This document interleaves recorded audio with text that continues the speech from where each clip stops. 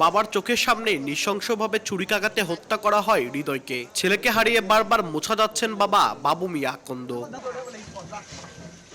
স্বজনরা জানান, মঙ্গলবার সকালে হৃদয় কয়েকজন বন্ধুর সঙ্গে বাড়ির সামনে সরিষা খেতে আড্ডা দিচ্ছিল।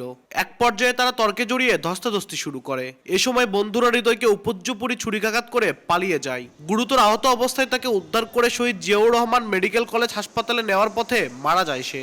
বাড়ি থেকে বার হয়ে দেখি আমার বেটা সমানে চাকু মারিচ্ছে, আমি দৌড়ে যায় ওরা ব্যাগে দম মারছে।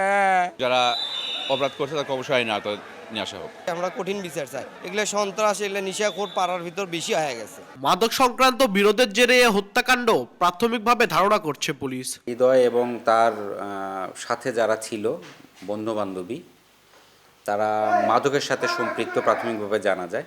তো বিষয়টি আমরা আরও খতিয়ে দেখছি। পরবর্তীতে বিস্তারিত তদন্তে এর মূল রহস্য জানা যাবে। নিহত হৃদয় বগুড়া শহরের একটি কাপড়ের দোকানের কর্মচারী ছিলেন। আব্দুল আউয়াল, সময় সংবাদ, বগুড়া।